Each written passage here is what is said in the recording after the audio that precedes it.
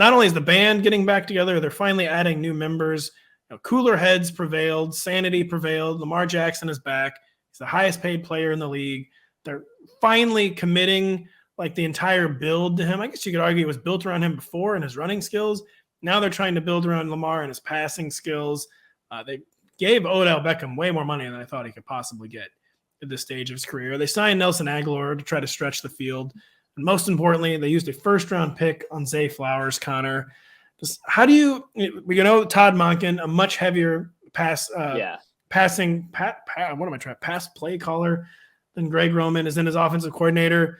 What do you see? I mean, it's kind of obvious, but what do you think the Ravens are trying to do on offense? How do you think this is going to manifest itself with all these new pass catchers? I think Monken, ironically, is the biggest move of any compared to any of the acquisitions, right? Like Monken's effect on Lamar Jackson from a fantasy perspective has a bigger impact as a whole than just signing Odell or just signing Aguilar or just drafting Zay Flowers and Rashad Bateman being healthy. Like all of that, that's a really good wide receiver room that they flipped this to. I think Zay Flowers, as much as he played inside outside at college, is going to have to be an inside only wide receiver at the next level. I was going to ask you how they plan to use Zay Flowers. Yeah, he's got to play in the slot, but now you kind of have different speed across your wide receiver alignments. We know Odell can win down the field. We know Zay can win down the field. We know Aguilar can. Bateman should probably be more of that possession kind of player, but I think they will try to stretch the field with their route game with Lamar, and that gives him even more room to run. And, Mark Andrews and Isaiah Likely are still there as well. So if Lamar stays healthy, I mean, it's crazy to say this about a guy that's already won an MVP, but there's no reason this can't be his most explosive season yet because of what he's going to be allowed to do. With Greg Roman, there was so many times where it was like, well, with the way, and I'm sure Harbaugh's involved in this too, but we're going to handcuff the quarterback situation because we know we can kind of grind out games with the run and we don't have to take as many chances. And I think in this situation, this will get Lamar throwing the ball down the field a little bit more because the fact that they have speed across the board at every wide receiver spot.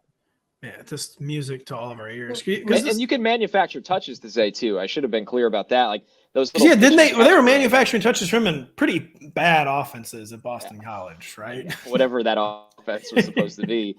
You jet sweeps, pitch passes, screens, drag routes that clear out. Like that, there is a lot they could do. And Monken, I mean, if I had to handpick an offensive coordinator to get a quarterback going from a fantasy perspective, Monken would be pretty high on my list. Oh, you're saying Monken after I incorrectly said Monken. I always forget it is Monken. It is Todd Monken is the name of the. Actually, going from Stetson Bennett to Lamar Jackson. They won 2 national titles with Stetson Bennett. Like, no hate.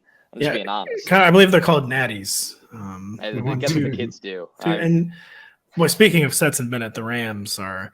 I don't know, man. They seem. I can guarantee you, Sean McVay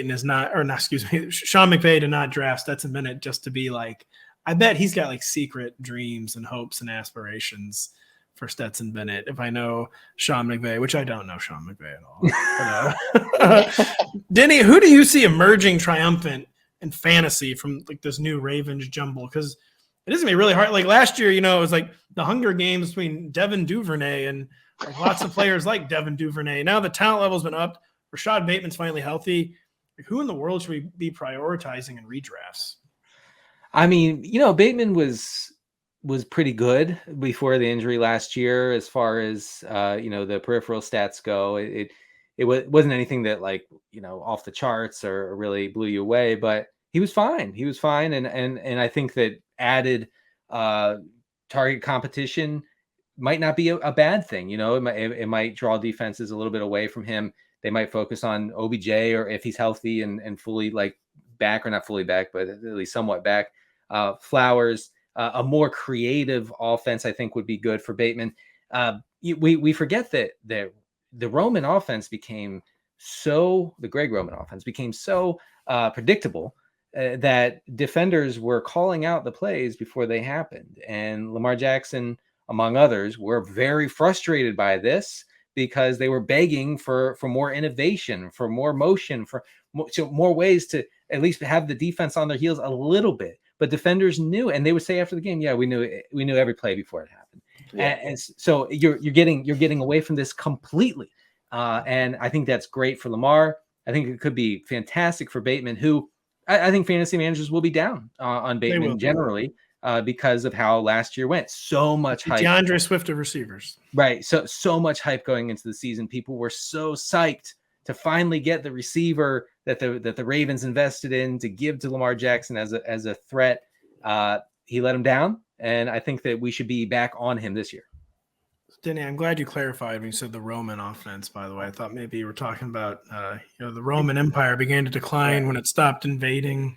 When they established the run, the Romans kind of faltered. So yeah, they did. And Connor, you kind of were hinting at Lamar Jackson MVP action there. What do you in the fantasy football happy hour over there with Matthew and Jay? Do you think they'll be putting some money down maybe in Lamar Jackson MVP this season? We did talk about him a little bit today and how much we are high on the situation for him. I wonder where his odds. They're probably already up. I really should pull them up at some point during the show. I actually do that after this because now Mr. Adam will probably do that as you're talking. Just keep filibustering for a minute, and then he'll. Problem with Lamar, and this is just how I personally bet. I don't bet on long tickets on guys that are hurt because it's just the death signal for those awards. Like if you miss 2 games in the quarterback MVP race and you could be having an amazing season, you're out. Like same thing for running back. Like that's different, totally different. But with quarterbacks, you have to prioritize the health. But Lamar in fantasy, I mean, he should be absolute dynamite. And maybe I'm wondering where the hype will be in the ADP will be on him because I think some people will be excited about the offense change and the receivers around him, and then the other people will be like, "But he's hurt a lot. Can I trust him as that kind of level of pick anymore?"